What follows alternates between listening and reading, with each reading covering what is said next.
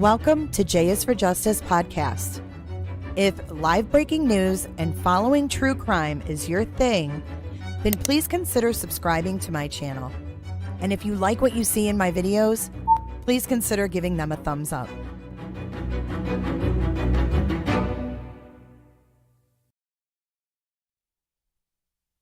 Roberta. Good evening. Welcome to Sunday Night Live with J is for Justice.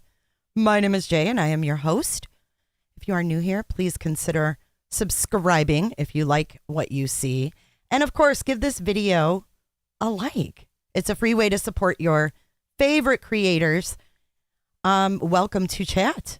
We have a lot of you guys here. Everybody's wondering what's going on with this horrific case in Idaho. First, I want to say hello to all my moderators that are here tonight. We've got Incognito Potato. We've got Angie B. Angie, you're already in the Christmas spirit with the Santa and the Christmas tree. That's so cute. You're such a grandmother. Cheryl T, my lovely, beautiful Texan. HJ, good evening to you, Roberta. And it looks like those are your moderators as of now. If anybody else comes in, hey, Miss Robin. Hello. And all the members in green, special hello to you tonight. I've got some things to show you and talk about. If you guys are new, thank you, Marion. I appreciate you being here. Please do speak up and say hello.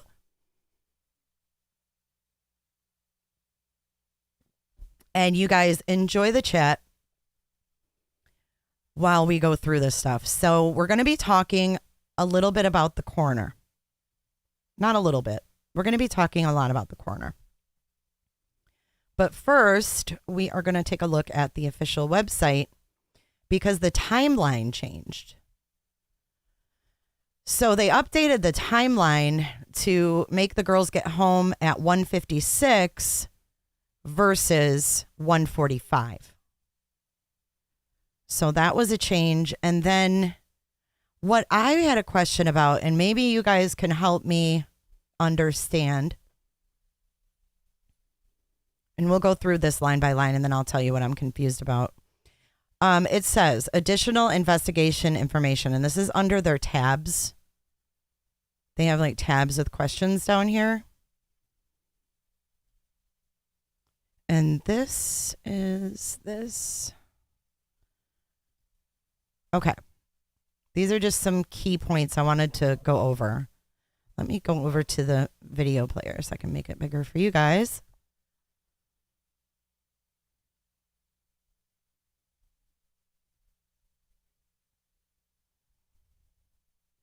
Now, this is from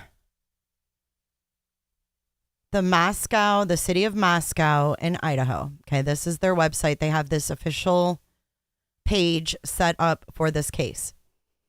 And under the tab Additional Investigation Information, it states, currently no suspects are in custody and no weapon has been located.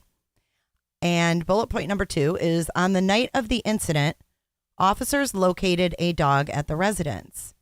The dog was unharmed, turned over to animal services, and later released to a responsible party.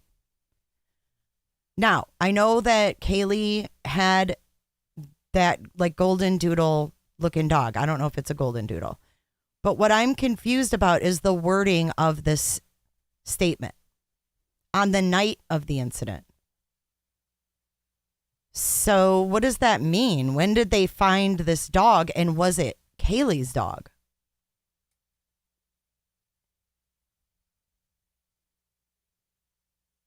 Was it Kaylee's dog that was found?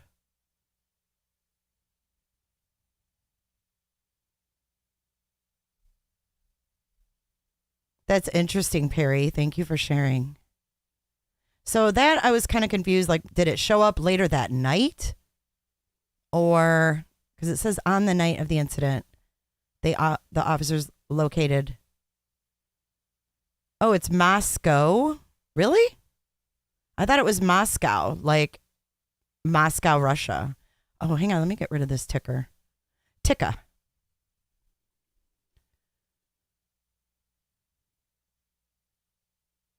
The dog is her ex-boyfriend's dog. I'm just confused on the wording, so that I'm not sure about. And then we know they checked the local businesses to determine if a fixed blade knife had been recently purchased. And then another key piece. I know we've talked about this a million times already. Okay, it was her dog, and he came and got it. Okay, very good. So here it says, detective sees the contents of 3 dumpsters on King Road to locate possible evidence. So at first I was like, well, naturally, they would. But now that I'm thinking about it, if it was someone who lived close,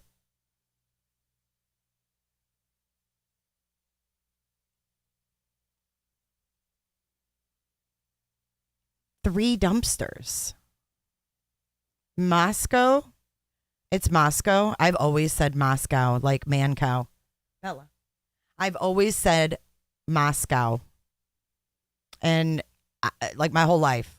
And I'm almost 50. So if I keep saying Moscow, don't get mad at me. It was locked in a bathroom, J Lord.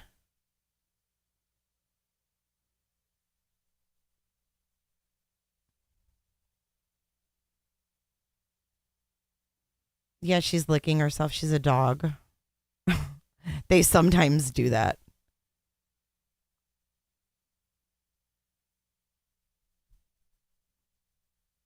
The next one is Governor Brad Little just directed up to $1 million in state emergency funds for this ongoing investigation. Now that is new as well. Up to $1 million the governor put in place for this investigation. Miss Robin, man cow, Moscow. During the investigation, 113 pieces of physical evidence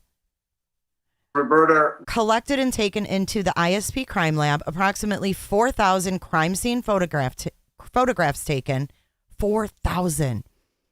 Developed multi 3-dimensional scans of the residence. ISP forensic science scientists and technicians worked hundreds of hours. And the final one is over 260 digital media submissions by community members to the FBI link.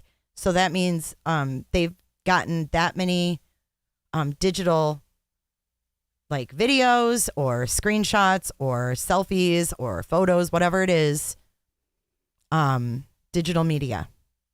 260. Our Faro system, which can analyze a crime scene and save hours and hours of man hours. Okay, so then the next part is, and I just want to go over this again so there's no confusion. Who is not believed to be involved? The two surviving roommates. Those were the two girls on the first floor. The male in the grub truck surveillance video, which they're talking about the hoodie guy. Private party driver who took Kaylee and Madison home on November 13th. The male Kaylee and Madison called numerous times during the early morning hours of November 13th. And we know now that that was Kaylee's ex, Jack. And then the final one, any individual at the residence when 911 was called. So whoever was there or who they called over with them, whoever was there when 911 was called is not a suspect, is not believed to be involved. And then it says what and who and what information can I trust? There is speculation without factual backing, stoking community fears, and spreading false facts. We encourage referencing official releases for accurate information and updated progress. And they simply direct to the city of Moscow news releases in Moscow Police Department Facebook. They don't even give you a link to any media, which is interesting.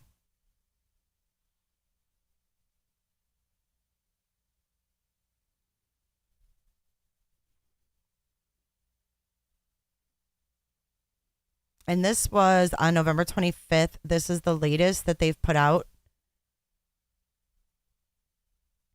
And the updated information is there have been numerous media inquiries about a 1999 double stabbing in Pullman, Washington, and the 2021 double stabbing with one death in Salem, Oregon. While these cases share similarities to the King Street homicides, there does not appear to be any evidence to support these cases are related. Which is really weird, but they seem to be really sure that this was targeted. I think that's what we have to keep going back to, is that it was targeted. But how do we know that those other people weren't also targeted? So that tells me they must know why the person or persons were targeted. They must know why, because they're saying that these other ones in one of them in another state is not related. But they must know more because we don't know who did this, according to them, right? But if they can say they're not related, they know a lot more. Or they don't want the perp to know that they're connecting them. So it could go either way. That they don't want that. Wait, what?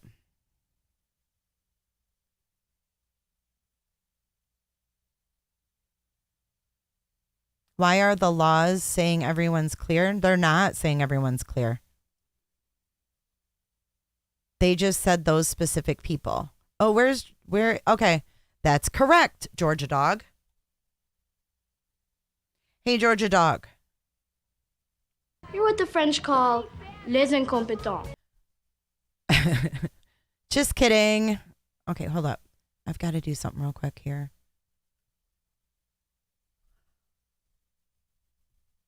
There we go. Now we're complete. Okay. Welcome your new mod, guys. Just kidding. Welcome back to the mod team. You know, we're still adding mods from our deletion when I was hacked. Okay. Anyways, we don't want to go there. And then we went over that, the 1 million on November the 30th, which is in 3 days. The University of Idaho is hosting a candlelight vigil. And then the University of Idaho has established a Vandal family support resource page. And then detectives are looking for context to the events.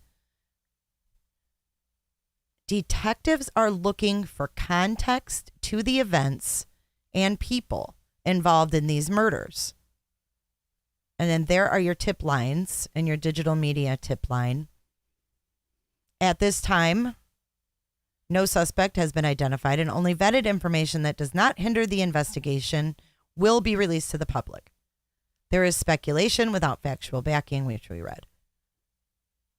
All press releases and information are available here, and that is the latest that they've put out in their press release. So let's move on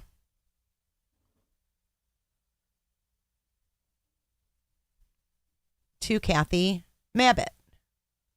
Now, Kathy Mabbitt is the county coroner, and I did a little bit of research to see what it took because Nancy Grace had a fit about this. I just got a news alert on Elon Musk says Stephen King is one of the most creative people on earth. I can't with Elon and his Twitter drama. But let me tell you a little bit about what it takes to be a coroner in Idaho.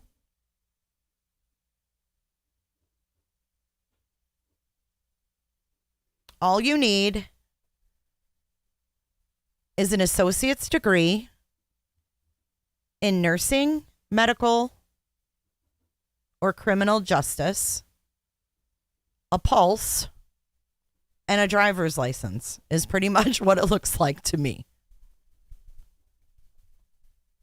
I'm not trying to be weird, but for real. It doesn't take much to be a coroner in Idaho. So this coroner, Kathy Mabbitt, I would have never even thought anything of her. But Nancy Grace kind of made me think. Hey, Lizzie! So let's see what Nancy had to say about this. We're going to play a clip of Crime Stories with Nancy Grace and hope to God that I don't get struck. Right, News Nation. Just got Morgan. I got a problem. Okay, I got a lot of problems, but one of them is that Kathy Mabbitt, who I'm sure is a fine person, is a registered nurse. Wait for it. Who has a degree, a BS in political science, and a law degree from the University of Idaho that she got in, I believe, 2006. Could have been 2001. Did you hear me? I did. A registered nurse with a law degree and a degree in I did. political science. All those things, each of themselves, are spectacular feats. Okay? Really hard to do all that. But we need a trained medical examiner to look at the wounds and also not to disseminate information until it has been determined by a medical doctor, and possibly not even then do I have to say Delphi. Look, I want okay, this is boom. That's her point right there. This woman was giving interviews. Know the information just like everybody else. But this is not the time to be releasing information about the wounds of the victims. Because if the killer is watching TV, what's he going to do right now? He's going to take that fixed blade knife and get rid of it. He's going to clean it and get rid of it. Because so much information is being leaked.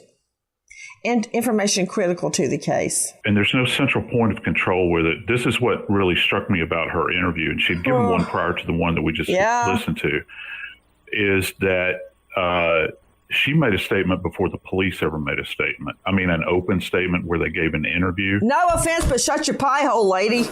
Go ahead. Oh, my God. Okay, we need that for a soundbite.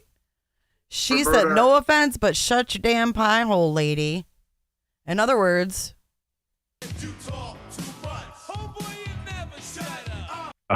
Yeah, and so that's a bit different, and I think that a lot of this goes, and I'm not disparaging the jurisdiction up there. I think a lot of this goes to a lack of experience that they might have with dealing with mass fatalities like this, and something, people don't think this can happen in your town, and it does. It truly does, evidenced here. And everything demonstrates that you have to be on the same sheet of music. You have to have a point of control for all information that's coming in. It's called a command center. You're right, Dale Carson. One of the noticeable things is when you do crime scenes like this, you've got to cover everything to prevent the environment from despoiling it. I haven't seen one covered area, particularly in the back of the property, where it's likely this individual... They're really tearing apart how they're investigating this. So they're saying like they don't even have like an evidence tent out there to go through stuff.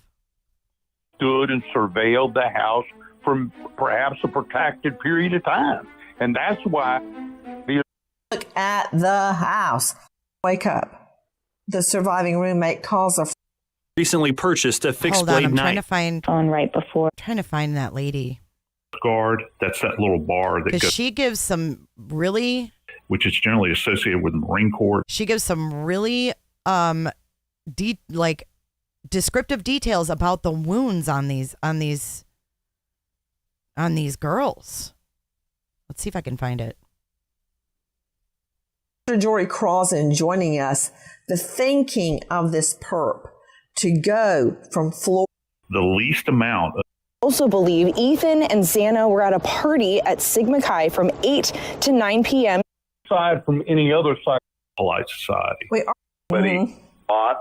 I could have sworn she played a clip of her. Walk up 3 floors. He could have very well entered through that sliding glass door, which would have put him at an upper level. Yes, no, Joe Scott. Yes, you're absolutely right. I think he came in through the sliding glass door. The more I'm reasoning it through, look at the house. Guarantee you he came through that sliding glass door. Although a lot of people say... I think that he came through that glass door too. But let's see. Hang on.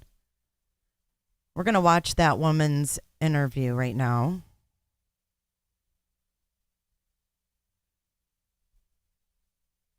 The coroner lady. And I understand that there's medical examiners. They have to be doctors. But she was giving interviews before the cops were even giving updates. And that kind of is opposite of what the police are doing with their information, right? The police are straight up being tight-lipped. And this lady is giving a full-out 5-minute interview. Kathy with a C, Mabbutt, Mabbutt. And she made sure, Kathy with a C. How long have you been doing this for? I've been doing it for 16 years, and I just got reelected for another 4. So what is it that, or I guess, when did you get the call on Sunday?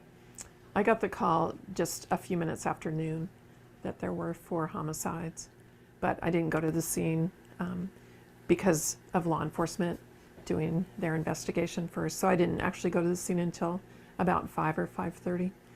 Can you walk us through, like, for our viewers, kind of the process between when police show up and then you guys getting the bodies and doing your examinations?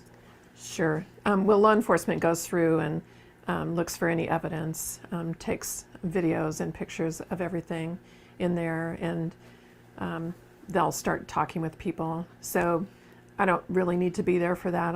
They can't move the bodies. I mean, the bodies have to stay as they were until the coroner gets there. So that's what my job is, to look at the bodies. As a coroner, do you guys do the autopsies and all that? No, we some do if they're an actual medical examiner, but we have forensic pathologists and we contract with Spokane to do that. So in your experience, so I'm thinking that this lady, she is a lawyer. She has her own law office. She went to law school in 2006. And she has her own law office. I don't know where in the heck she's doing this interview from. No clue. but they contract. They contract. Shannon, who are you speaking to?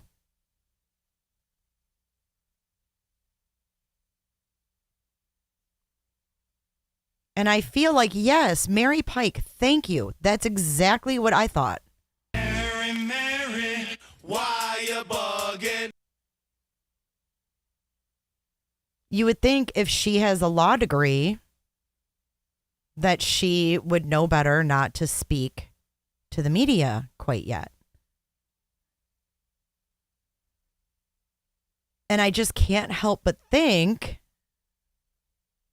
that,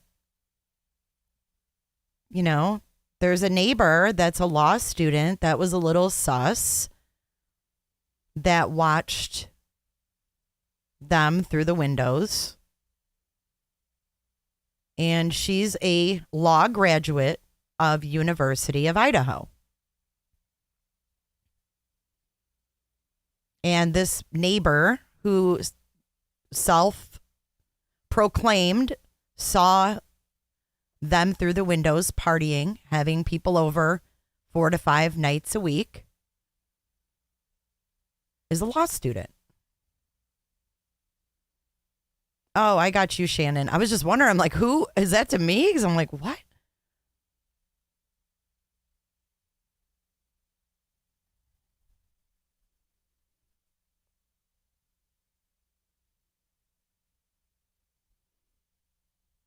Yeah, me too, J-Lord. Even if he didn't commit the killings, that dude freaks me the hell out.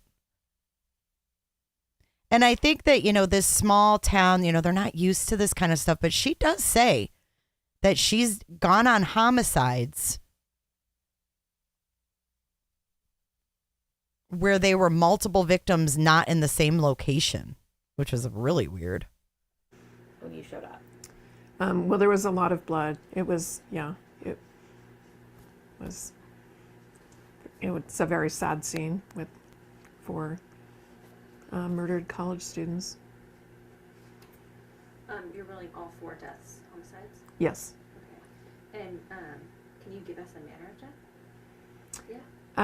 I believe that the press release was that they were from a sharp object. So stabbings. Yeah, we'll know more after the autopsies tomorrow. And do you believe these could be a... Hey, Shell. I guess we don't know if she should or shouldn't be talking, but based on how law enforcement is being so tight-lipped, yes, could this be a tactic? Absolutely. Absolutely it could. Homicides. Okay. And when it comes to doing the investigation post-autopsy, that falls on you, correct? Yes. It's my job to determine the manner and mechanism of death. And then I know with toxicology results, there can often be, at least in Washington, a delay. So do you have any idea how long it could take, if those were relevant, to get any type of results back on that? Well, the toxicology reports, right, they usually take 4 to 6 weeks, sometimes longer. But they might, I don't think they're going to be relevant in the actual manner or cause of death. And do we know how long between the time of death and when police found them, approximately? No, I don't know for sure. Do we have any, could it have been hours? Could it have been a day? Was it maybe close? Is there any sort of time frame there? Not that I'm aware of. Okay, gotcha. And you said the scene was really difficult. I mean, is this something you've had to deal with before in Moscow? Since I've been coroner, there have been at least 2 other multiple homicide scenes that I've been involved in. So. Would you say this is probably the most gruesome? Oh, it's hard to just single it out. It's the only one I've been to where there have been 4 people at one scene. There have been the other ones have had multiple scenes. And was anybody else injured, like any non-deceased people? Not that I'm aware of, but I wouldn't necessarily be notified either. Okay. I didn't know if that was like because the injuries could be similar, it might matter to you. Oh, but right. No. Okay. Were the deceased all in close proximity to each other, or were they in different rooms?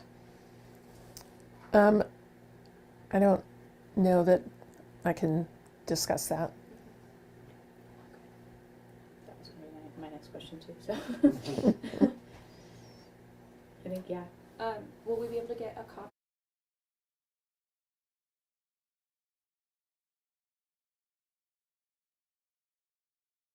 of your report once it's concluded? I'm sure it'll be. Oh, sure. Yeah. Yes. Okay. Just call. Yes. Okay. Yep. Thank you. Do you know what the time frame for that will be? It just depends on how relevant the toxicology report is, but. Oh, okay. Okay. So it would like the 4 to 6 weeks.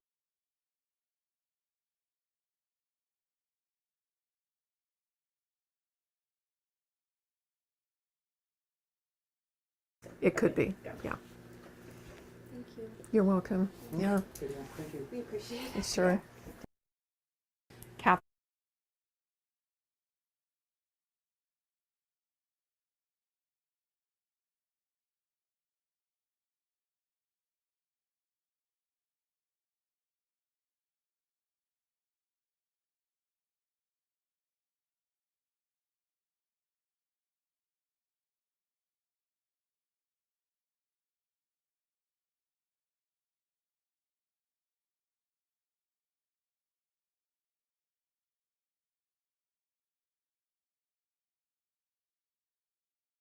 There is absolutely no control of the crime.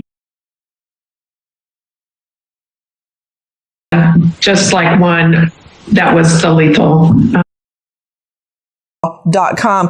Audrey, Joe Scott, Dale Carson, and also with us, someone we lean on a lot. Sorry, I was muted. Oh my gosh. Sorry.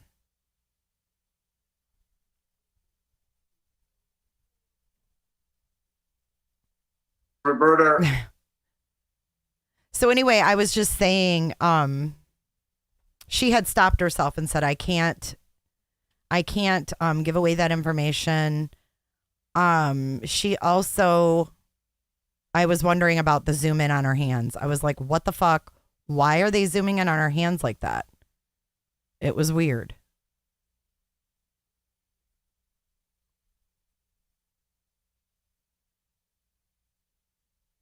I know. Well, I muted so I could find the Nancy Grace clip, and I forgot. Okay, so here we go. This is going to be at Ashley Banfield talking to the coroner, Kathy Mabit. Oh my God. Roberta. Tamper. Dr. Jory Crossan, psychologist, joining us, faculty, St. Leo University, research consultant, and author of Operation SOS. Guys, Kathy Mabit. Most of them had just like one that was the lethal stab wound. Yes. Can you describe what that one might have been? Fatal ones were to the chest area or the upper body area. Were there, and I only ask this because it sometimes determines what kind of a crime this was, a crime of passion, a random crime, a fight, a struggle. Was there, were any of them slashed? Were any of their necks cut? Or were these all puncture wounds? Well, it was a pretty large knife, so it's really hard to call them puncture wounds. And they were definitely stabbings. And I mean, it has to be somebody that's pretty angry in order to stab 4 people to death. Okay, guys, we need to play that again. Listen carefully. Just like one that was the Faculty, St. Leo University, research consultant, and author of Operation SOS, the county coroner, Kathy Mabit. Most of them had just like one that was the lethal stab wound. Yes. Can you describe what that one might have been? Fatal ones were to the chest area or the upper body area. Were there, and I only ask this because it sometimes determines what kind of a crime this was, a crime of passion, a random crime, a fight, a struggle. Was there, were any of them slashed? Were any of their necks cut? Or were these all puncture wounds? Well, it was a pretty large knife, so it's really hard to call them puncture wounds. And they were definitely stabbings. And I mean, it has to be somebody that's pretty angry in order to stab 4 people to death. Hearing our friends over at News Nation. So she tells Ashley Banfield from News Nation that they weren't simply puncture wounds. It was a large knife. I mean, she's getting pretty descriptive.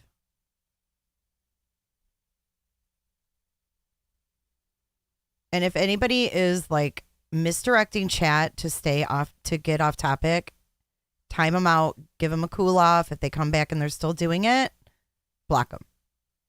We want to have a good discussion here. We're not here to argue. We're not here to put stupid comments in chat.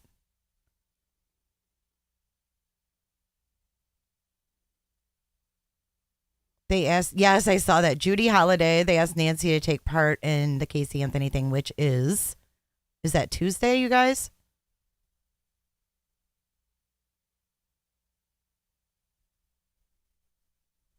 Morgan, I got a problem. Okay, I got a lot of problems, but one of them is that Kathy Mabbitt, who I'm sure is a fine person, is a registered nurse. Wait for it, who has a degree, a BS in political science, and a law degree from the University of Idaho that she got in, I believe, 2006. Could have been 2001. Did you hear me? I did. A registered nurse. I did. With a law degree. So thank you so much, Nancy Grace, for pointing that out. This back here, it says Kathy Mabbitt, and she was not appointed. She was actually elected, was elected coroner in November of 2006. She graduated as a registered nurse from Sacred Heart School of Nursing and worked at Gritman Medical Center Emergency Department for many years. She graduated with a BS in political science from University of Idaho and then completed her law degree from the University of Idaho in 2001. So there is a lot of staff at the coroners, or these are the elected officials. These are your commissioners. That's the coroner, auditor, assessor. There's the prosecutor, Bill Thompson. Bill Thompson graduated from the University of Idaho College of Law in 1980, and after 12 years was elected the county prosecutor in 92. He served on the Idaho Prosecuting Attorneys Association Board of Directors from 98 to 2003 and as president 99 and 2002. Bill has been awarded several awards. And that's Bill Thompson. That's your prosecutor. He's been out at the site. He was out at the site on Thanksgiving Day. So here is the county sheriff. And then there's Megan Marshall as the magistrate. And then John Judge is the judge's name. John Judge. John Judge. Can't make it up. All right. And then I have this pulled up for something. Let's see.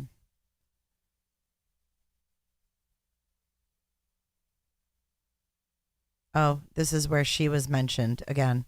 So she spoke to Fox as well. Each of the students was stabbed multiple times in the chest area, likely by the same weapon. So the chest area. And at least one victim had defensive wounds, according to the county coroner, Kathy Mabbitt.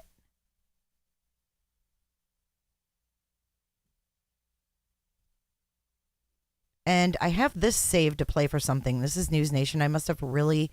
Oh, here's Kathy Mabbitt. Here's the actual clip. Let's see if there's more she said. Confirmed the manner of death was in fact a stabbing. Well, it was a pretty large knife, so it's really hard to call them puncture wounds. Yeah, same thing. And they were definitely stabbings. And I mean, it has to be somebody that's pretty angry in order to stab 4 people to death. We still believe it's a targeted attack. But the reality is there's still out there who committed 4 horrible, horrible crimes. Moscow police said they've conducted interviews with at least 38 people seeking more information. Well, hey, Cruiser Chris. His question is, can this county coroner nurse get in trouble for revealing too much? I'm not sure. I mean, it could be a tactic, too. You never know. We have no idea. But it's kind of interesting that she sat down with the media when they were clearly saying they weren't releasing anything and all that. Hey, Bert, a.k.a. Tony, I have no idea, and I don't want to talk about that. Ashley Archer, how come Maddie's family hasn't spoken out yet? Would you? I wouldn't. I think that the Kaylee's family said that they would speak out for her. So I wouldn't want to speak out. It sounds like he stabbed him a lot, and she said it was a big knife.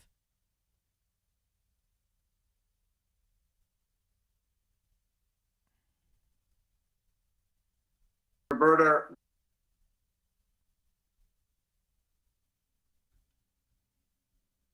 But she's not doing the autopsies either.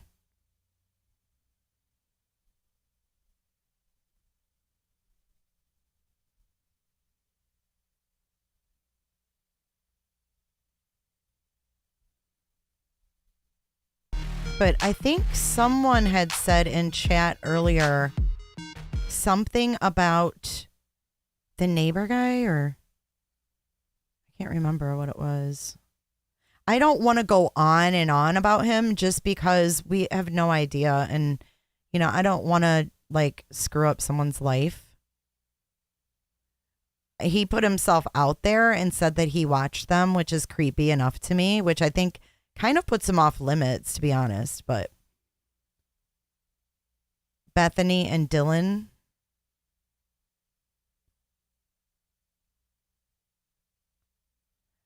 I do have a theory.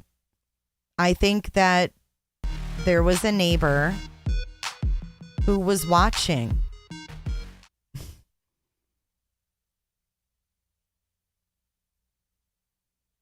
It's petrifying. But I mean, this guy gave this interview, said he watched them every day. He also said that he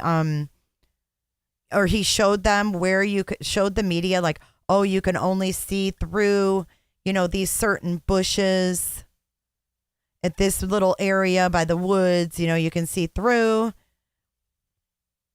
Strange. But his Facebook, he commented and made some really weird, we need knife control comment on a stabbing that happened in Boise. He commented on an article on Facebook. And then he also, there was something else that he commented on Facebook, and I can't remember.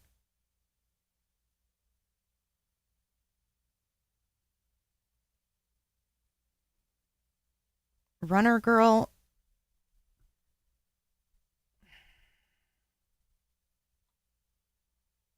My FDO soundbite doesn't work. So what can I use in place of the FDO?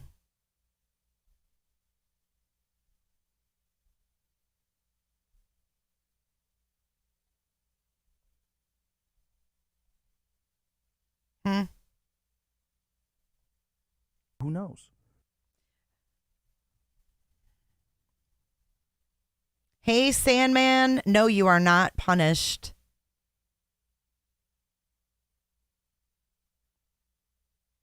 Did you see the picture of the cop searching Dylan's boyfriend's car? No. Runner girl, when you can come back and act a little more mature, come back.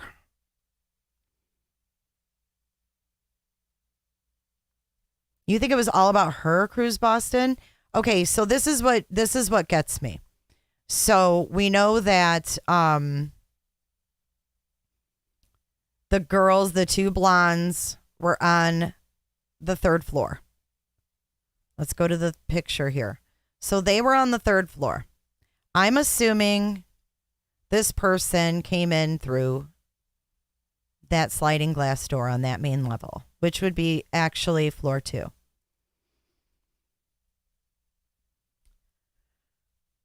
First level girls survived. They were in their rooms.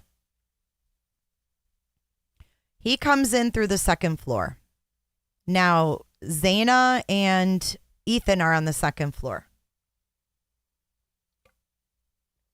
So if he's been watching, he knows to go up to that third floor. So did he go in, go up to the third floor? And if only Kaylee was the thing, why did both of them get killed? If Kaylee was the only target, why did Maddie get killed?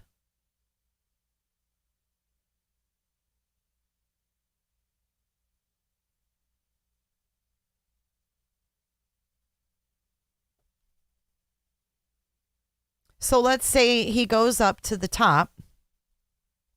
This is just talking through here. Say he goes up to the third floor. He kills the two girls up there. And then the second floor people, Ethan and Zaina, heard something above them.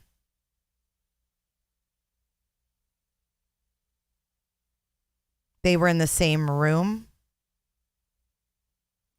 So let's say Ethan and Zaina heard something. That's one thing. And then when he came down to the second floor, they had the altercation. What if he came in, or she came in, whoever came in the second floor, which the neighbor who's the law student seems to think it's a him. Keep saying him. I keep saying him though too, and I didn't do it. But anyways, let's say that he came in that second floor sliding glass door, and Ethan and Zaina saw him then. And then he made his way upstairs. And that was why they were frantically calling Jack.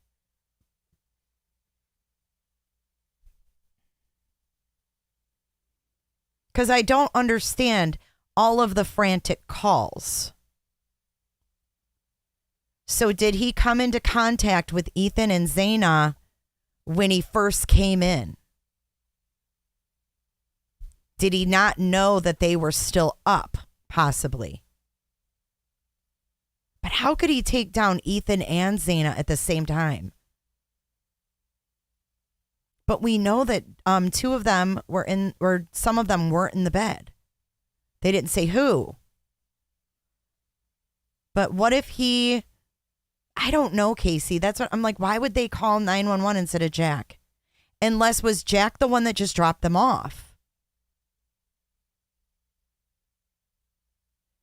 So, like, if he had just dropped them off, maybe they thought he could get there. I don't know. You think he was hiding, Lala? I didn't even think about that.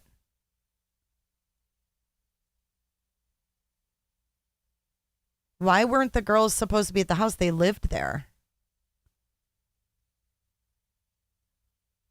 Daly thinks one, or Jen, you think more than one person?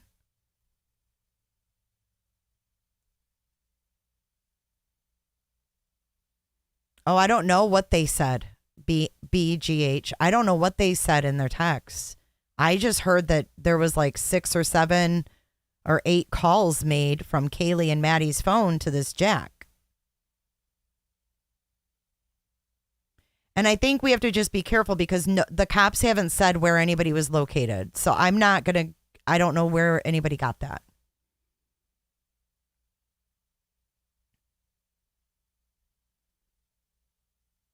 Or could, someone have been out walking their dog, went to go look like they normally do every night to see what's going on at the party house that they're never invited to because they're loners, and had an opportunity.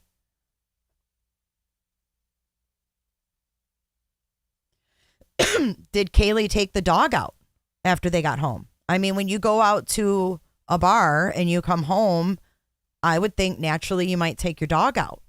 If the dog was there, wouldn't you take it out?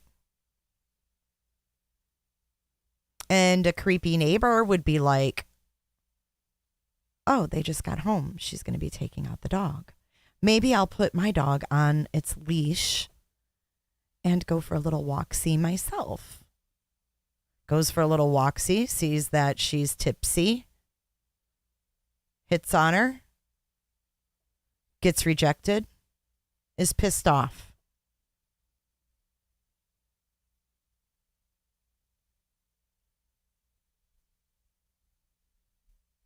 So the dog was missing before they got home?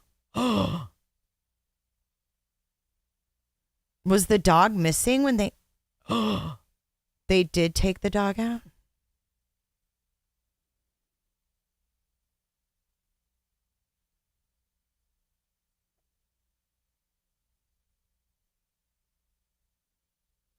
They did take it out. Oh, man.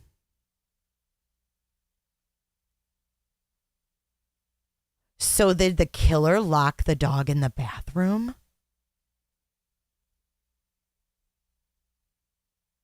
Mm.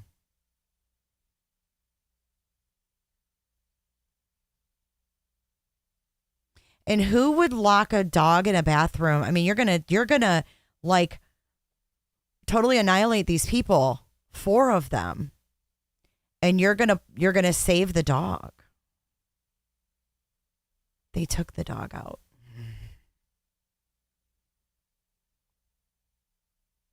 But where do you get that it was locked in a bathroom, though? Because the cops found it wandering around, so they didn't say it was found in a bathroom. They said the dog was found wandering.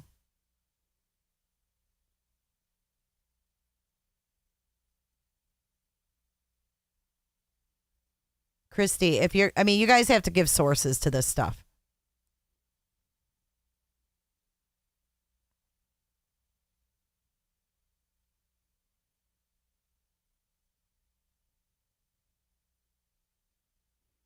But the sister, Olivia, said that Kaylee told her she took the dog out. Debbie Lemons, what neighbor? What neighbor? Where did that neighbor say that?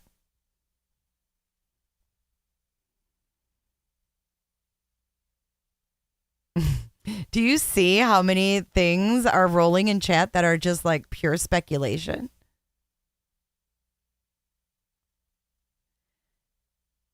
Typically, Labradoodles aren't very aggressive dogs. Labs and poodles are they're not, it's not like it's a freaking German Shepherd.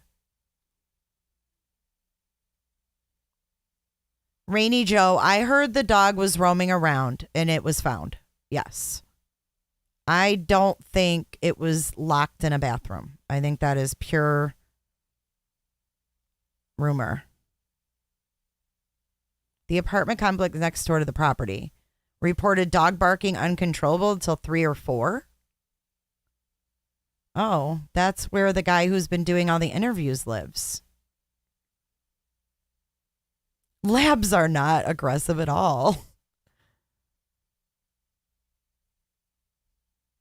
Yeah, they're really chill dogs. And especially if it lived there with all those people coming in and out. It's not going to go at an intruder. They had people coming in and out of there that it didn't know all the time. What was, J-Lord?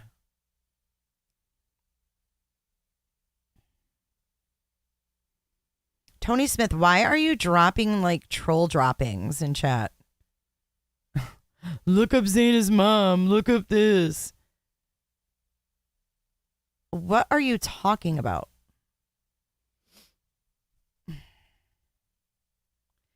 Guys, I think Tony Smith is dropping troll droppings. Yeah, I mean, they had people coming in and out, guys. That dog's not going to be like sus of someone it doesn't know.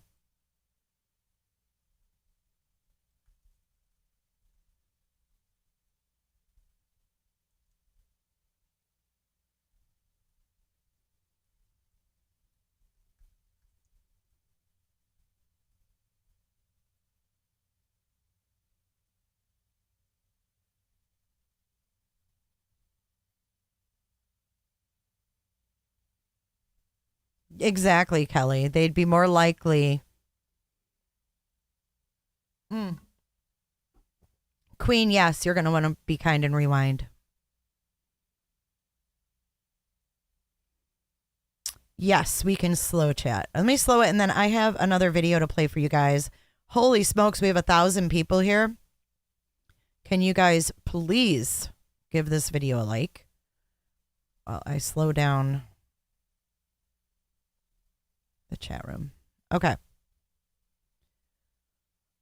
All right, I've got another video that kind of goes along with what we're talking about.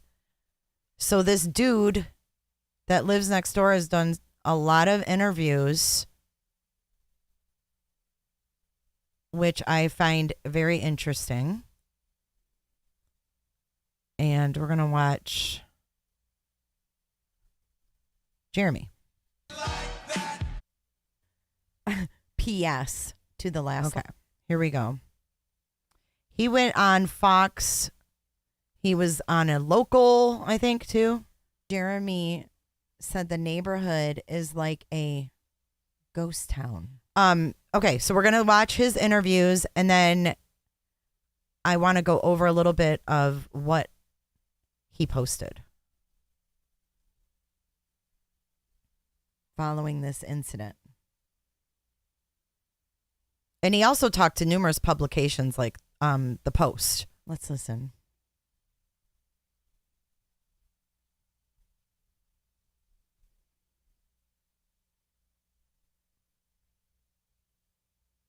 And there's the girls in their apartment pretending to be each other is what they're doing.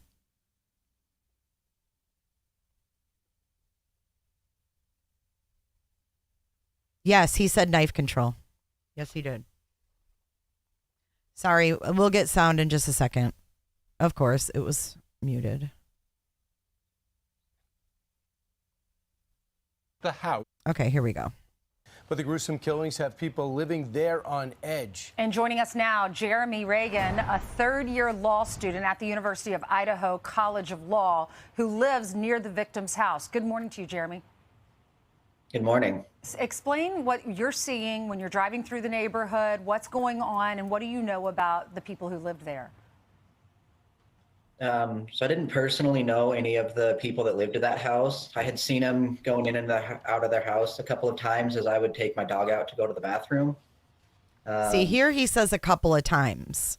In the first other interview, he's like 4 to 5 times a week, this, that, every day. Then he like shaved it down to 4 to 5 times a week. And ever since this incident happened, you know, I used to see people out in the field across from the apartment complex just playing with their dogs. But then after this happened, it seems kind of like a ghost town. The only people I really see are police and media. Why does he think that that's odd? The place where people used to go and play with their dogs. Would that be where Kaylee went? Could it be? Where she took her dog Murphy? Possibly. So it's just really strange that everyone in that neighborhood is sort of left for Thanksgiving early. It's strange. Why is that strange? I mean, I'm not trying to dissect everything he says, but why is it strange that people in the neighborhood wouldn't be outside and wouldn't be hanging out with their dogs, like chit-chatting in the neighborhood? It's weird. And I think that this dude has no friends. I think he's a loner.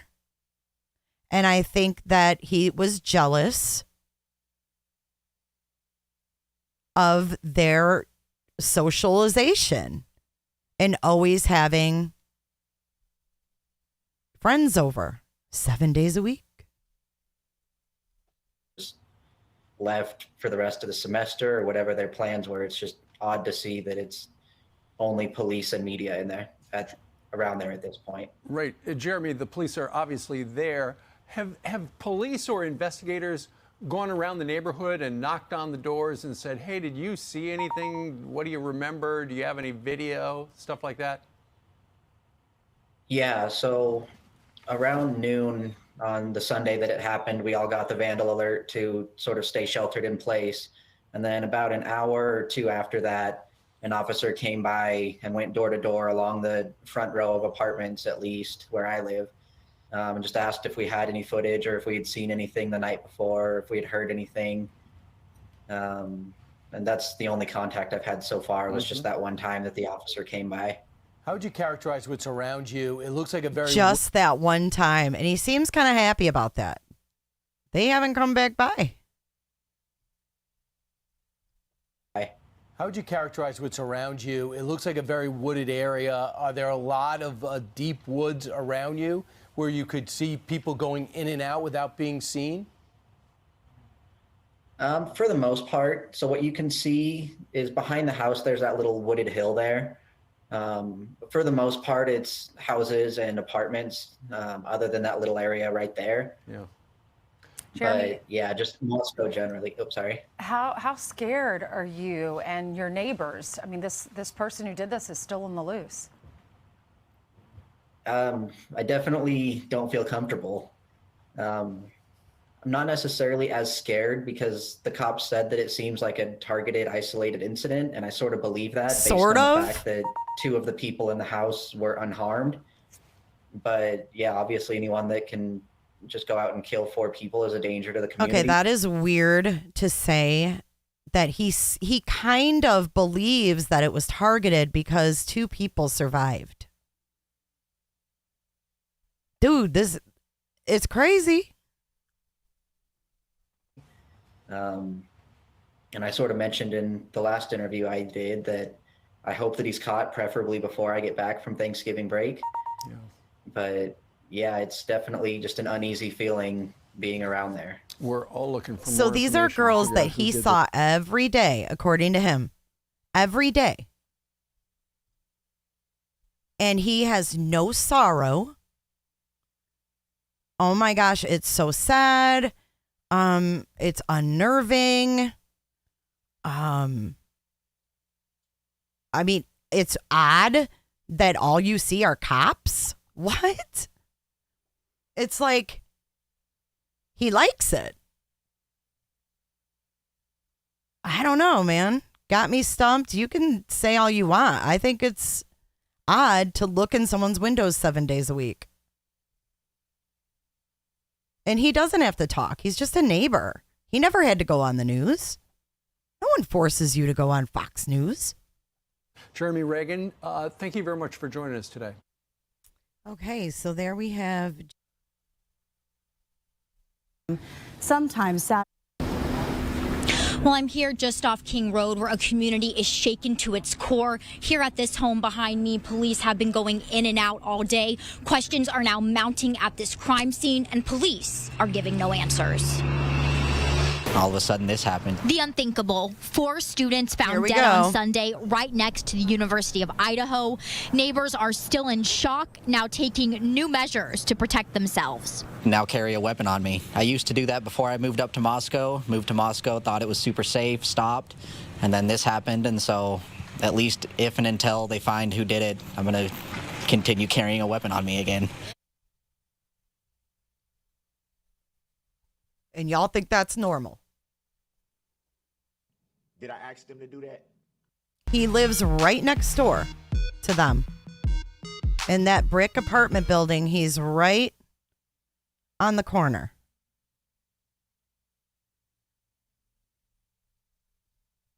He used to carry a weapon, doesn't anymore, but he gonna now. That's reassuring. Dead on Sunday, right next to the University of Idaho. Neighbors are still in shock, now taking new measures to protect themselves. Now carry a weapon on me. I used to do that before I moved up to Moscow. Moved to Moscow, thought it was super safe, stopped, and then this happened, and so at least if and until they find who did it, I'm going to continue carrying a weapon on me again. Police searched the area inside and outside 1122 Queen Road on Monday. Law enforcement is still looking for evidence and a suspect. Releasing little information has those in the area asking questions. Until we have the details of sort of what caused the police to think it was a homicide, then I'm still not entirely sure about it. He's not entirely sure about it?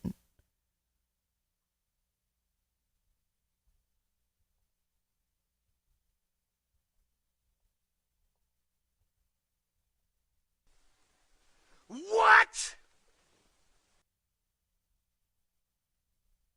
It gets better. There's more. Canceled, and a memorial is now growing at the university entrance. There's been smaller scale tragedies that have happened over the years since I've been here, but this is something completely different. Frank Chen also lives nearby, a recent U of I graduate with a new outlook on life through these tragic deaths. Like, make sure just kind of... So look at this. This is exactly where this Jeremy dude said that you could see through. And for people to say, oh, everybody could see that house. What are you talking about? This is the back view right here. How can everybody see that house when this is strictly an alley? This road is not even on, you can't even go down this road on Google Maps. So not everybody is seeing the back side of this house unless they're walking back there. These tragic deaths. Like, make sure to just kind of live your life as much as you can, because you never really know how much of your time like you have left. As days pass, the investigation is intensifying to find a killer with 4 students dead. 11 I've been here. Next door. His dog out. Is that creep? Correct me if I'm wrong.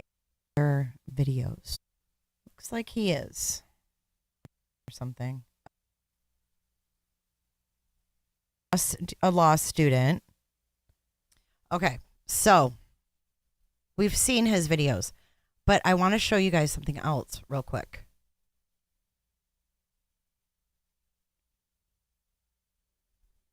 Can't with this dude either. Okay, I'm going to show you these Facebook things. Okay, so here is the original post, which was an article about a stabbing in Boise. So this is from the Idaho State Journal, and it's July 1st, 2018. An apartment complex that houses refugees was the scene of a horrific mass stabbing that left 9 injured on Saturday night. And it says Boise reeling from attack, right? And then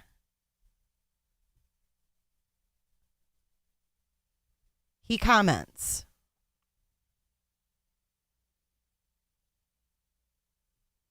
we need knife control. These senseless attacks are out of control.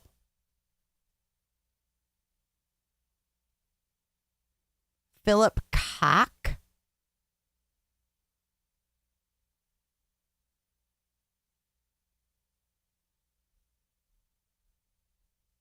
Yeah, but there's nothing to see in the front, Exploitation Nation. What could you see in the front? The living area was in the back, like the kitchen, the 3rd floor, the 2nd floor bedrooms were all in the back. Sarcastic? Allie Joe, you live right next to where there's 4 people that were just murdered, and you're going to be sarcastic? Even if he is being sarcastic and making fun of gun control, a little ironic, isn't it? I mean, who's sarcastic about this kind of shit? Here's a picture of his dog. Do you think that maybe he hunts? That's his dog. And then I've got one more. Yes, that was 4 years ago. Correct. That is correct. It said 4 years ago. That's correct. Here's his Facebook profile picture. All this is public info, guys. None of this is top secret.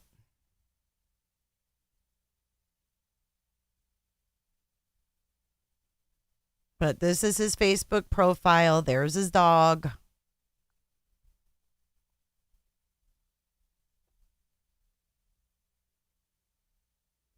Let's not talk about psychics, okay? Let's try to keep this factual, please.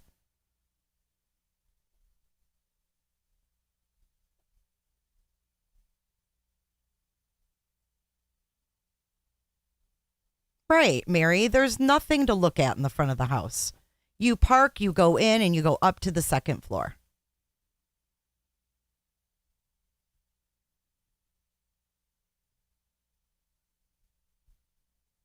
Where does he work? According to his LinkedIn, he worked at GameStop for like 10 years. And then he worked at he was a pizza delivery guy. There's no bagel shop. None of the girls worked at a bagel shop. I mean, all these stupid things being said is annoying. But he likes dogs, and we know that the dog was not harmed. So I just wanted to show you what I found on Facebook, which is ironic nonetheless, to comment on a stabbing, and then you're the neighbor of a quadruple stabbing. Like, that shit just doesn't just happen usually. I mean, you guys are, oh yeah, nothing to do with it. Are you like him or something? Because that's kind of weird. How can you come in here and say anything definitive other than who the police have cleared? How can you come in here and say that? And why would you? Furthermore, why would you, right? That's a little weird too, if you think about it. Morning of November.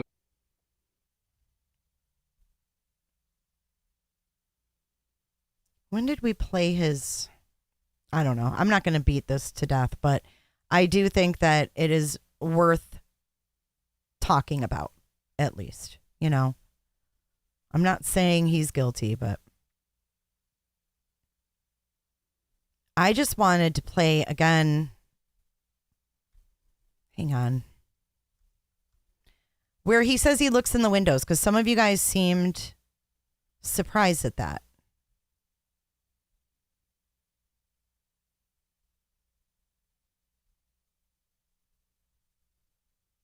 Here we go. A small town feel, lots of hills, but it seems like a really close-knit community. All of my professors and stuff that are from here, they've seemed like they've been here for a decade or longer, and they seem to know just about everybody. So I would say it's a fairly small community, even though there's roughly 20 to 25,000 people here. The officer that came by door to door, he asked if we had any sort of surveillance or if we knew about any other cameras or anything in the area. Sadly, this is an apartment building, and I'm assuming it's relatively old, so there was nothing. Luckily, the apartment sent out an email a couple days ago saying they're adding new lights, which there is a new light up there. They're going to work on installing cameras just so that if anything like this were to happen again, there's a better chance of getting footage of who did it. It seems like everyone that has been here for a while is just devastated by it. The last murder here was 2015, so 7 years ago. And so it's not something that happens frequently. It's not like we're in a big city where it's an everyday occurrence. So something like this is just sort of rare, doesn't happen often, so people aren't used to it. It's really odd because, I don't know, I've never been this close to any sort of other like crime scene before, I guess, other than like a drug bust. What? Like walking by a house and seeing cops with like a drug bust, but that's the closest I've ever been to a crime scene. So especially one of this magnitude where I could throw a baseball from my front door to the house, it's just odd. I went to bed early that night, and then I woke up to a bunch of normal, and then a couple hours later, we got a message, and there was a bunch of police here, and then that was the end of normalcy for the past week or so here. Though the day that the police were called here, about an hour or two after that, an officer came by and just went door to door along here, just asking if anybody had seen or heard anything. That's the only contact I've had with officers so far. Okay, hold on. I have to address this chicken chat. Judy Holliday. Exactly. Let's not turn this into another witch hunt like the Kylie case. Judy Holliday, I didn't make anything about... Let me come on the camera. I didn't make anything about the Kylie case a witch hunt. I didn't have any part of that. So I really would appreciate if you wouldn't bring those accusations into my chat, because that's definitely not what I'm doing here. I didn't pull this guy out of the woodwork. This guy did numerous interviews with written publications too. So if he didn't want his interviews talked about, maybe he should have kept his ass inside his apartment and not come out and put himself out there. And Lizzie Bones, I remember when I wanted to tell you, and I just looked at your picture. Yikes. Yikes. The blue backpack matches the attack with the knife of the guy on the black mountain bike had a blue backpack on. Lizzie Bones, go to Google Maps and look at this dude's address. There's a black mountain bike parked right at his stoop. No shit. But Judy, I would appreciate if you kept that to some other chat, because I don't do that. Makes me mad because that what they did with the Kylie Rodney thing pisses me off. And I do not want to be lumped into that.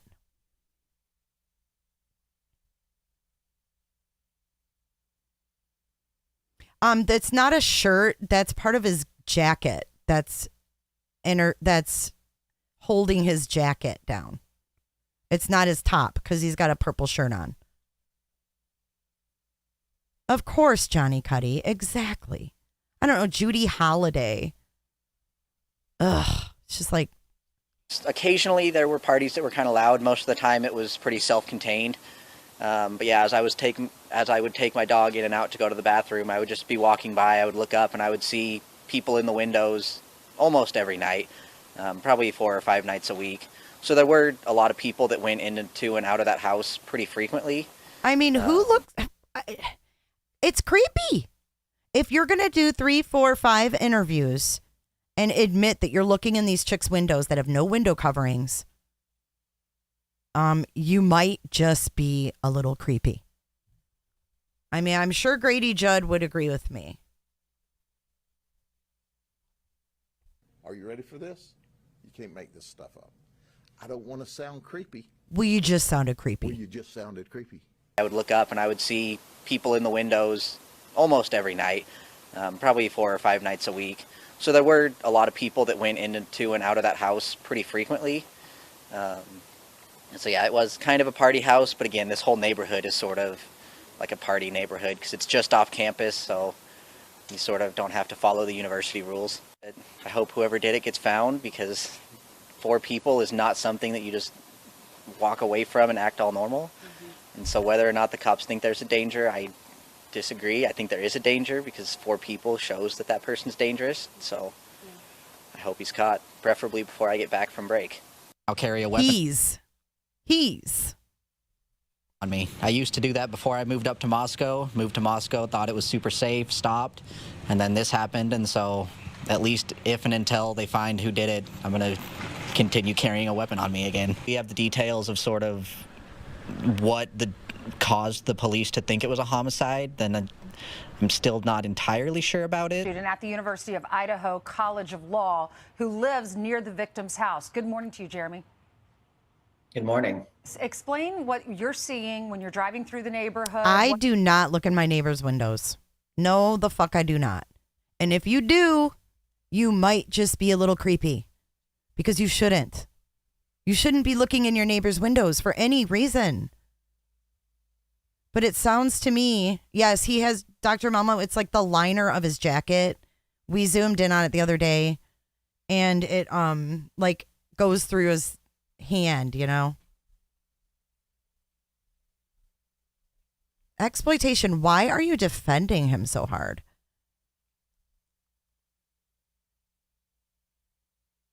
He knew 4 to 5 nights a week they were having people over. Why was he looking in the other 2? Why was he looking in the other 2?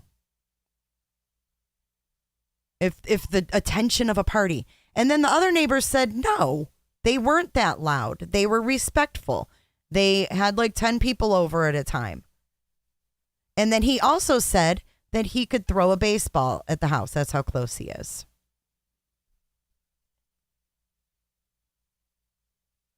But when they're not partying, why are you still looking? Because you might be a creeper.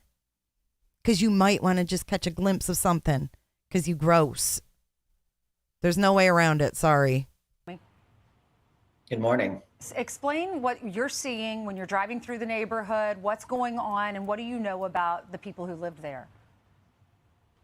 So I didn't personally know any of the people that lived at that house. I had seen them going in and out of their house a couple of times as I would take my dog out to go to the bathroom. And ever since this incident happened, I used to see people out in the field across from the apartment complex just playing with their dogs. But then after this happened, it seems kind of like a ghost town. The only people I really see are police and media.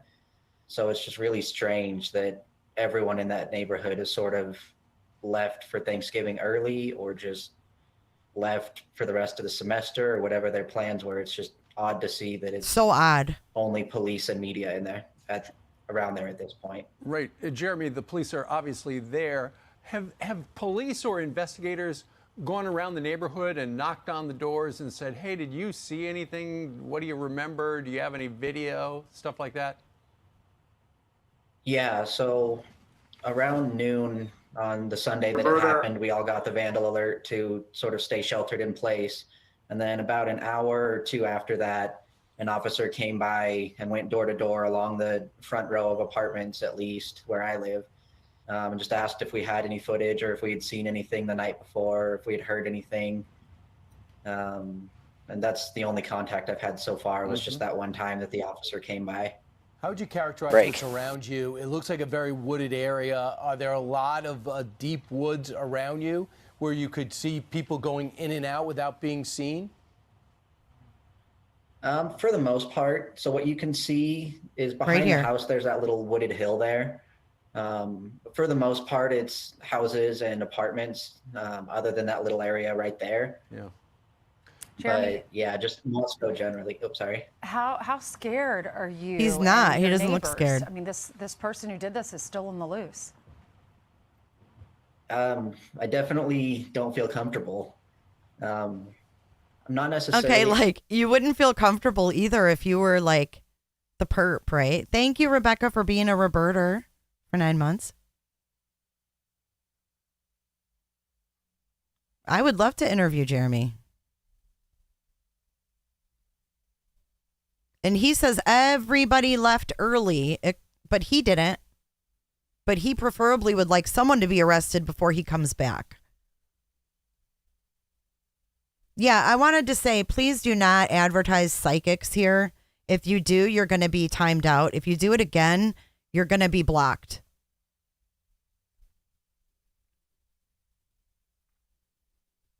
Scared because the cops said that it seems like a targeted, isolated incident. It seems and I like. sort of believe that based on the fact that 2 of the people in the house were unharmed. But yeah, obviously anyone that can just go out and kill 4 people is a danger to the community. And I sort of mentioned in the last interview I did that I hope that he's caught, preferably before I get back from Thanksgiving break. Yeah. But yeah, it's definitely just an uneasy feeling being around there. I'm sure it is, Jeremy. Okay, here's another one for you guys. We're going to look at, Dr. Melmo said, where does he live? Break. This is a playback of my live from the other day. We were looking at the inside of the house, just taking a look at Zillow and stuff. And then we went here. That's strange and creepy. Okay, so here we go, Melmo.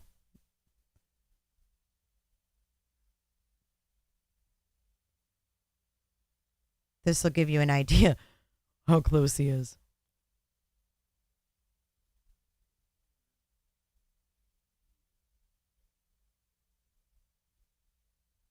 Right there, Malmo. Okay. And then, oh, Lizzie. Is Lizzie here? Lizzie Bones. I need Lizzie to see this. This is what I was talking about. What are you talking about? This is what I was talking about. You guys remember the knife attack. These kids were walking home on Paradise Path. And a guy in his early 20s, wearing all black, had a blue backpack, and threatened a group of kids with a knife and took off on a black mountain bike. Now, I'm not trying to start any rumors or anything, but there's one dumpster on King Road. And up here, and you can zoom in on your own and go to Google. This is all in Google. He's a third-year law student, so I'm assuming he's been there for 3 years, but I don't know if he's lived there. But there's a black mountain bike perched on the stoop there, if that is his apartment. He either lives in the first or the second one here. But they checked this whole row of apartments. That's what he's talking about when the cops came to his door. They came to this whole row because King Road goes right into that row of apartments. Okay? So let's keep watching. Duper's delight is when like someone who did something gets pleasure out of like thinking they fooled law enforcement and got away with it. So when they talk about things, they get like a smirk. We are stumped. Talking about neighbor law students senseless as talking about the puppy dog. This is a 4-time slasher, sadistic, blood-hungry psycho. So they must look like one, right?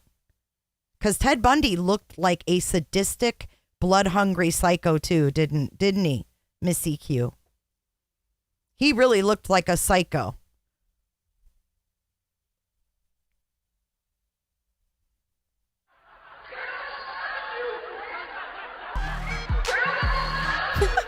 $1,300 of you here now. What's up, people? Give this video a like. So here's the neighborhood. This is where this dude lives. Just a touch, like not. And the image date on this is 10/21. So October of 2021 is when this was taken. You know, but just slow down and watch his body language a little bit. Because, I mean, we can't go up. So then that's how close he is to their house, Dr. Momo, and whoever else did not know. So if you go on Google and you go to this yourselves, you can't even walk up that little alleyway. So that's not like a well-traveled road.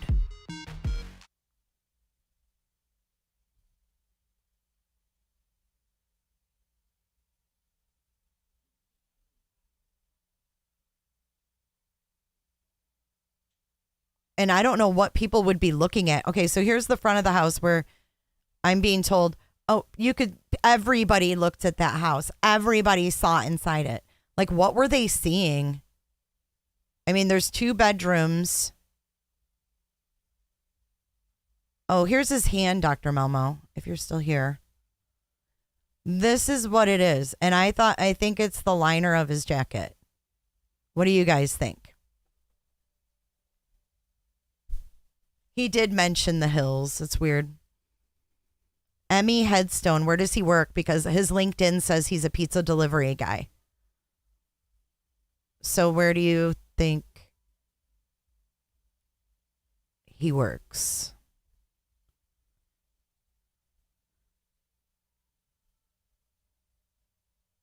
How is it a sweater, Sammy Montgomery, when he's wearing a purple t-shirt and you can see it? Tom Stroll, it's a dead end.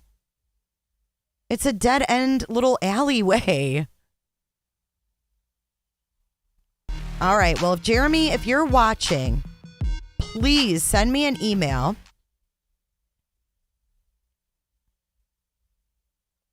Bigfoot Pizza. Thank you, Michelle G. Yep. Bigfoot Pizza delivery. No bagel shop. No fucking bakery. He's not making fucking pies. He's not doing any of that. But he's got a purple t-shirt on.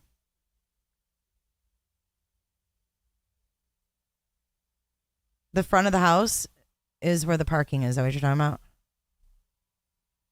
Oh my God. Dr. Melmo, Creep Town.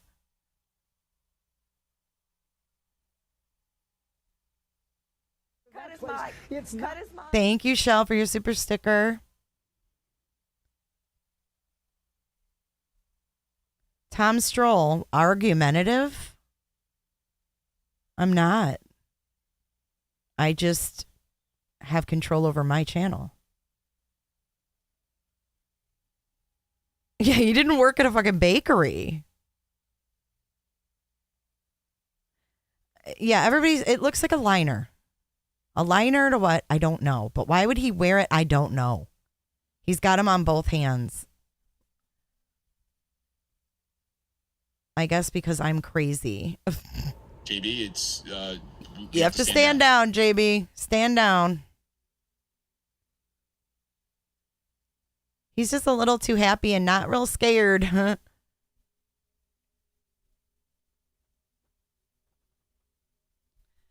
Watch it with no sound.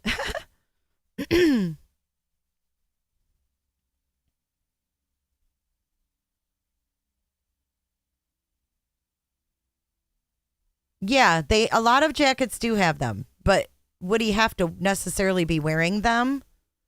I don't know.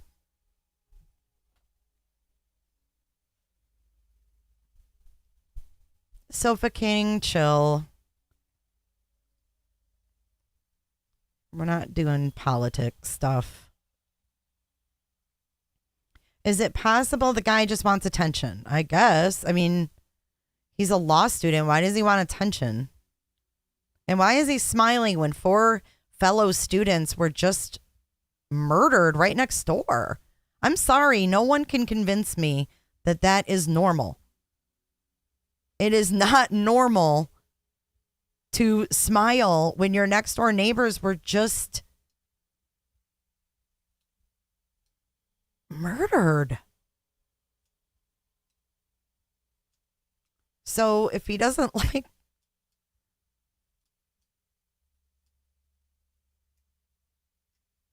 I'm not putting any targets on his back, Nicola. Go kick rocks. This is true crime. We analyze everybody. Watch. The disappearing guy did it too. See him? See the guy disappear? This is why you don't believe everything you see in the media. I'm going to show you right now. I am going to show you why you don't believe everything you fucking see in the media. Check this out.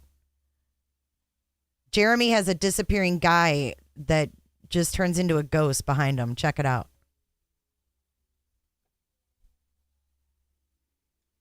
Maybe it is a nervous smile. You're right. It could be. Never said he did anything, but he did admit that he looks in their windows. So, Lizzie, go scissor a goat. That's what I should tell people. Go scissor a goat.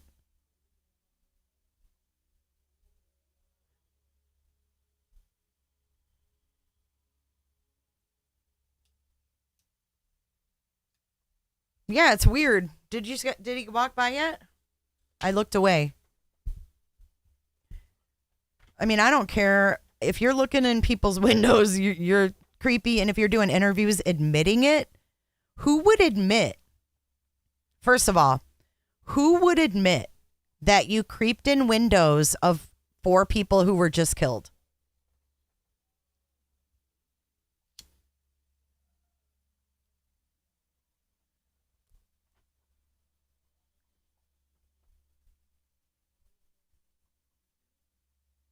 It's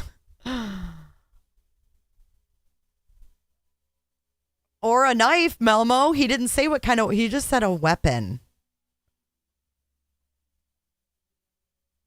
Yes, Donut.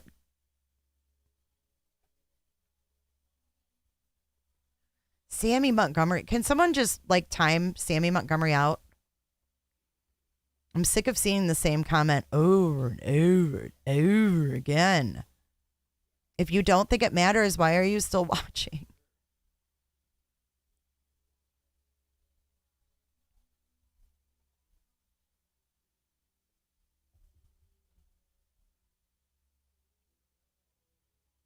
I'm just watching the dude's body language. I didn't know that that was putting a target on someone's back. I think the disappearing guy is going to come soon.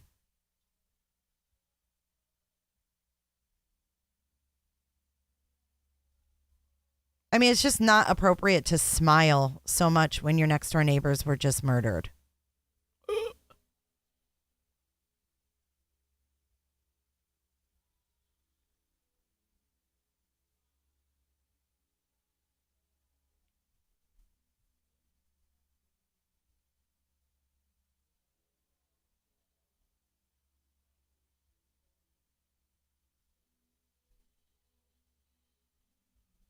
House, but again, this whole neighborhood is sort of like a party neighborhood because it's just off campus, so you don't have the campus you sort rules. of don't have to follow the university rules. You don't have to follow the university rules. So why did he move right off chat or right off campus?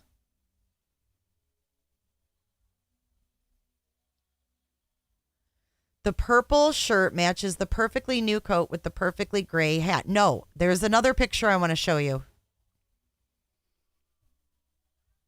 Speaking of his coat, Melmo, here's another photo. So here is Jeremy. He did something with the law student club or whatever. And that's a picture of him from the law student club. Same jacket. Right? Same coat. But now look at what happened to it. Lizzie.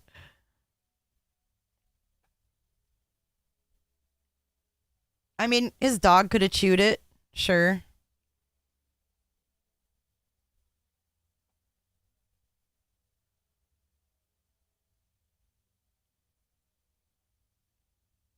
Is it the same coat or is it the same coat in a different color? I mean, this is an older picture here on the left. It might just be the color of from the video. It was, you guys think it was oh, shit. Bleached? Oh.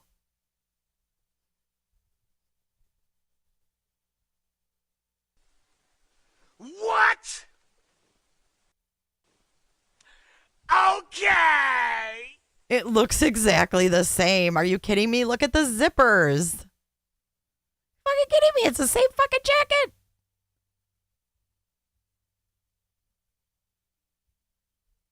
Look at the zippers.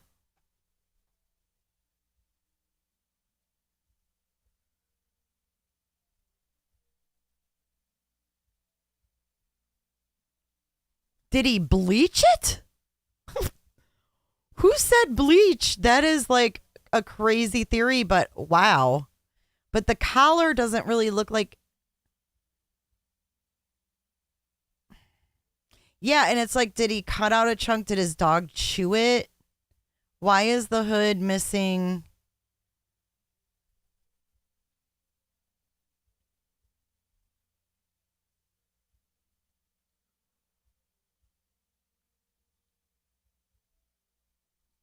Then Piper, why are you here? Oh my God.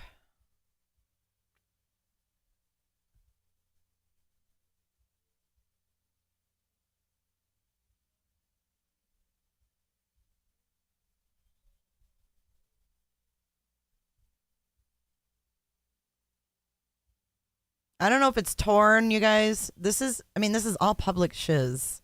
So, Jeremy, if you're watching and you would like to be interviewed, I would love to have you on.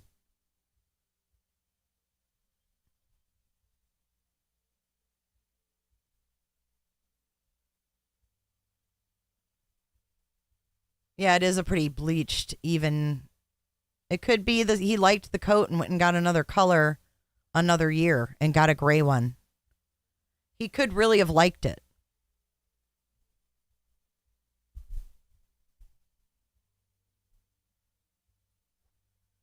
No, there's no filter. I mean, this is straight from Facebook. This was a picture of him with another law student. Yeah, I thought it was a different coat. Or I thought maybe the picture was just like the Fox video was just, a different shade. But someone said bleach, and I was like, whoa.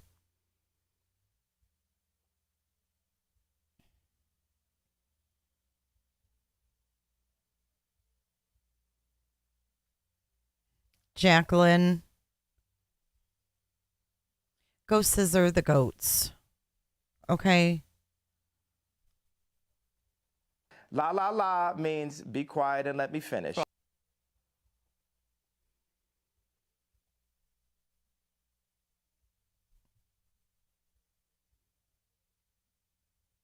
I did say that. Maybe his dog chewed it. Labs like to chew. So maybe he bought 2 jackets, the same type. Because honestly, this one looks like it has more of like a vinyl collar, and this one looks more like a fleecy collar to me. Yes, whoever just said that. Concrete Angel, I agree. I think it's the same style, but different liner.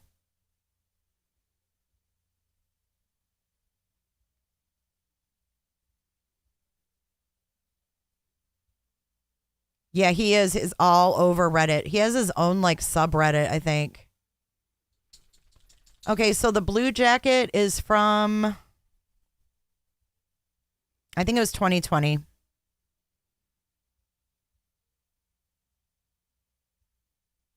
Exploitation, it matters because there's 4 people that are fucking dead that were stabbed multiple times with a large knife. That's why it matters. I can't even believe you have to ask why it matters at this point. There's been a killer on the loose since November 13th, and you're asking why it matters. I will let you guys go ahead and analyze these photos further. They're all public for your viewing. He's on Facebook. It's not hidden. I didn't find this. I'm not some super detective. It's all there. Anybody can find it. Oh, you can disagree, but if you keep saying the same thing over and over, it's like I get it. If I've already read it once, you don't have to keep saying it. That's all.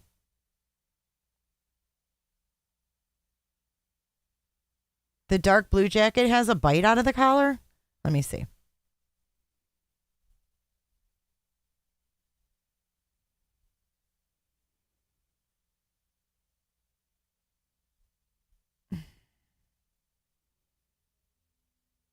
Ooh, it kind of looks like it does, doesn't it? Okay, I'm sorry, exploitation. I might just be a little tired. I don't know, guys. It's hard for me to tell, really. I think that's the collar, and I think you see the hood back over his shoulder is all. I don't think there's a chunk missing out of the blue one. There's definitely a chunk missing out of the current one where he did his interview.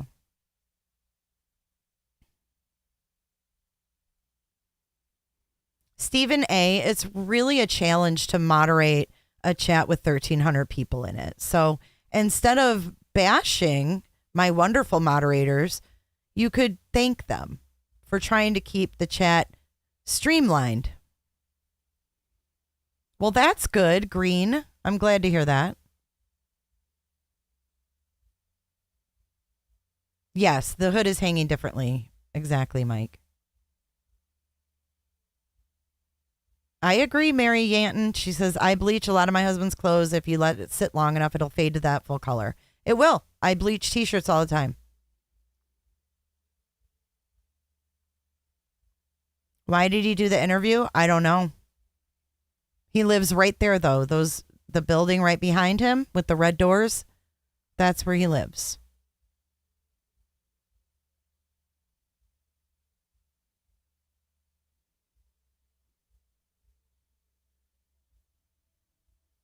Oh, yeah, and there's a great feature. If you don't like what someone's saying, you can block them, too. Look at his eyes in this pic. Which one? The blue coat?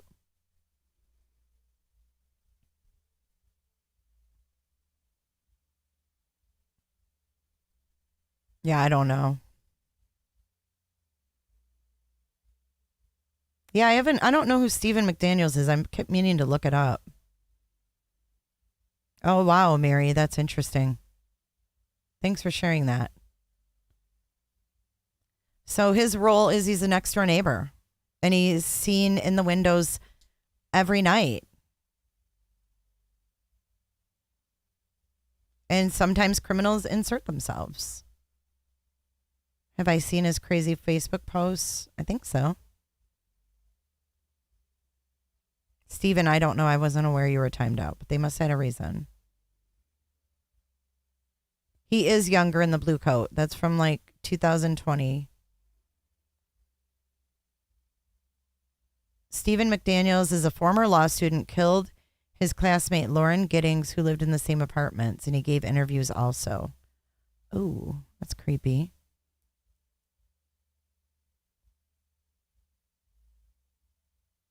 Would he reek of bleach? Yeah, I don't know.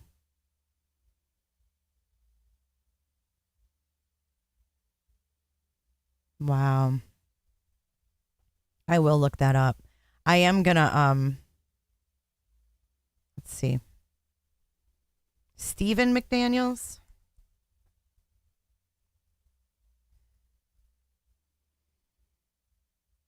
What? I have never seen this guy. When did this happen? Hours after Lauren Giddings' torso was found, Stephen McDaniel gave his first media interview. It's raised suspicions. And tried to see. This is him? Yeah, Lauren was my neighbor. We're just trying to find out where she is at this point. I mean, no one has seen her since Saturday. I mean, the last time anyone heard from her was an email that she sent out, and no one's heard from her since. Way too much info already. Did you hang out with anyone at the time, anything like that? I mean, no one has seen her since Saturday. I haven't seen anything. I mean, you always hear noise outside, but it's just people walking by pretty much. And she just recently graduated from Mercer? Yeah, she and I we were both JD students. We graduated back in May. What kind of person was she? I mean, what did you see? I mean, she's as nice as can be. I mean, very personable, very much a people person. Do you know any enemies she might have had, somebody that might want to hurt her? No, I mean, we don't know where she is. I mean, the only thing we can think is that maybe she went out running and someone snatched her. What? Because I mean, we went over. One of her friends had a key. We went inside and tried to see if there was anything amiss, but I mean, she had a door jamb that was sitting right by it, so there was no sign that anyone broke in. I mean, the door was locked when everyone got here. I mean, we just don't know where she is. What about in the parking lot area? I know they've been doing a lot of. I think that's where they have recovered the body or whatever they recovered from there. Body. Had you seen anything there? Had you seen anything there? I mean, we don't know if this is the same person. You know what I mean? Like, they took out a body there earlier. We don't know if it's the same person or not. So that's how we're trying to ask people if they know who lived there. Are you okay, sir? I think I need to sit down. Okay. Okay, now that's really obvious. What the hell? He's like, a body? parking lot area. I know they've been doing a lot of, I think that's where they had recovered the body or whatever they recovered from there. Body? Had you seen anything there? Had you seen anything there? I mean, we don't know if this is the same person. You know what I mean? Like, they took out a body there earlier. We don't know if it's the same person or not. So that's why we're trying to ask people if they know who lived there. Are you okay, sir? I think I need to sit down. Okay. Okay, that's the first clip of video Michelle Quesada did with Stephen McDaniel last Thursday. That is wild. We should do like a dive into this case. He's like, a body? I need to sit down.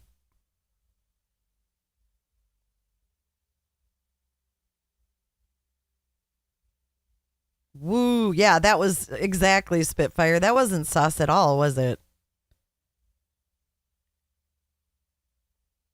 His Facebook is completely void of anything.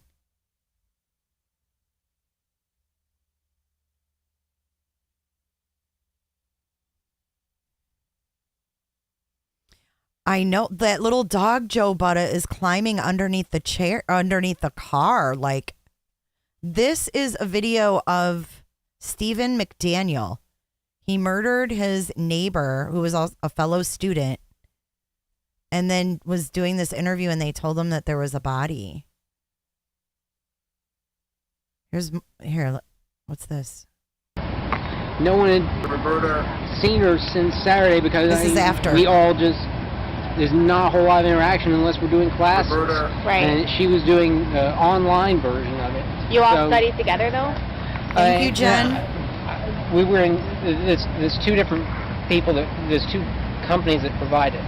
Kaplan provides it and Barbary provides it.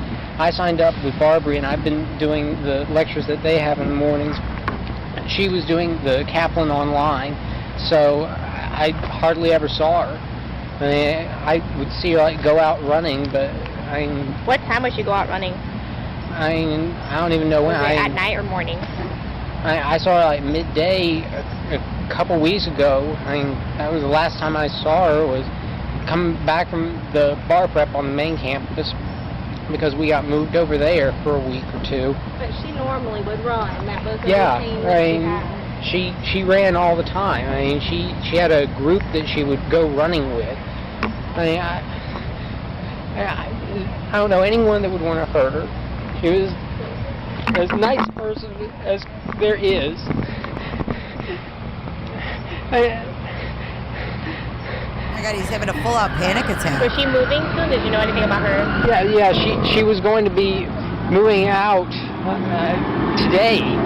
She was supposed to move out today because someone else was going to be moving into her apartment, the new law student. Do you know if she was planning? Where is she from? Is she from Maryland? Yeah, she's from up in Maryland. Can I just put this on you so we can hear you? Is that all right? Okay. I'm so sorry. Here, and you can just hold on here. Thank you. Yeah, she's from Maryland. Yeah, I mean, she was from up in Maryland. I mean, all her family was there, as far as I know. I mean, she... What's going on in your mind right now? Like, what are you thinking? Why would anyone do this? She didn't hear anything? No. I just heard something. Maybe I could have helped. It's okay, don't worry. Do you want to sit down for a second? Get something to drink? Do you know if a bunch of her friends are getting together or anything? I mean, that's how I found out that she was missing. A bunch of her friends came over yesterday night around midnight, and they hadn't seen her since Saturday, so they were trying to find out where she was. So they were knocking on neighbors' doors and stuff?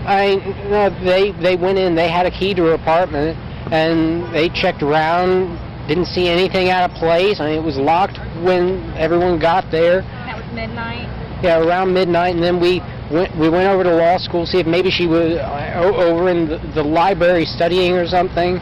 And we looked up in the study rooms on the 3rd floor, and there was no one there. Rainy. And we came back, we looked around. How did just trying to find anything. How did I never see this case? I don't even remember this guy. I would have totally remembered him. We need to go over this, so we will do that on another live because there's a lot. You guys, look. This is, I saw him recently. I did see his trial. This is him. That's the same guy. I heard Stephen McDaniel speak at all of his pretrial hearings. I did not know that was the same guy. I did see this guy's trial, but I didn't watch it. I was like, who is this clown? Did you guys remember seeing this trial like on YouTube? That up until like I remember seeing him. Weeks of your case. We were shocked about 4 years ago, Stephen McDaniel. That's the same dude. So then we've got his interrogation. Video clips by Stephen McDaniel the night he killed Lauren Giddings. What? Spy video? Stop it.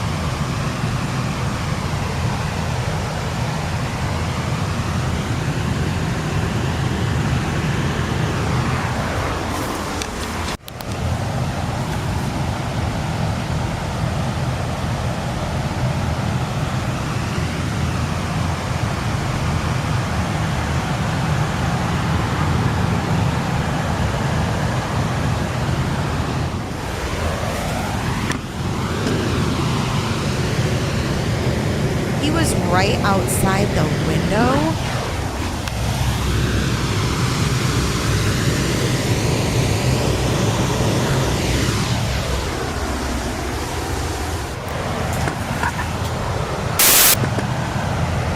That is so scary. You guys, we will go over that case. Granny, we just got done.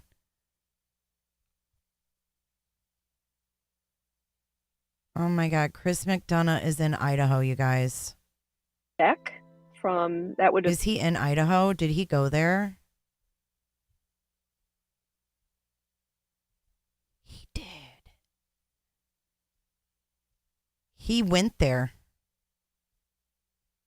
Oh my God. Remember Summer's case? Okay, so there's that alleyway. That dude lives in this apartment right here. And then that's the road that some people are saying it's well traveled.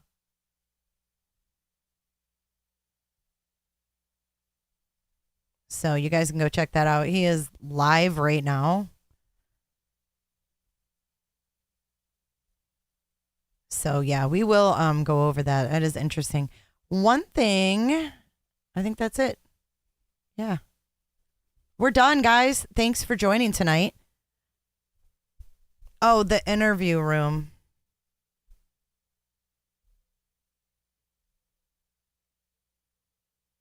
He went there.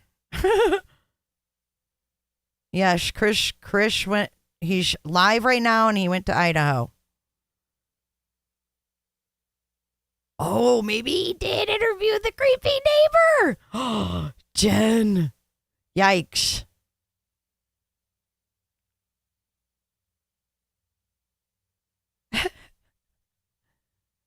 Thanks, Skittles.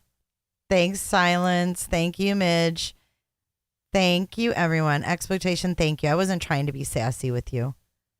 I just get, it's a little overwhelming sometimes. Can I go back to where I saw the ghost? You guys can rewind and check it out. Oh man, Mystic Firefly, I hope not. This is not really a case you want to insert yourself in my opinion. I mean, that's pretty ballsy. Inserting yourself in a quadruple stabbing. Just saying. Bye, Lizzie Bones. Lots of love and goats scissoring to you.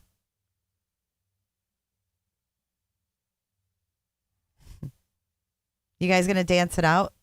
Bye, Red Stags. Bye, Potato. Bye, HJ. Bye, all the mods. Bye, Angie B. Bye, Sandman. Bye. All right. See you guys.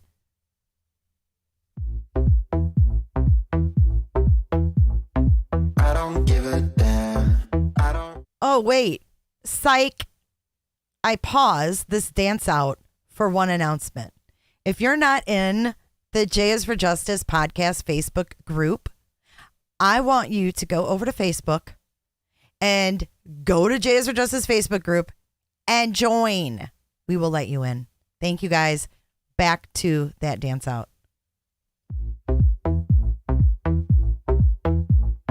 I don't give a damn. I don't really care about you and your problems. I don't give a damn. You talk way too much.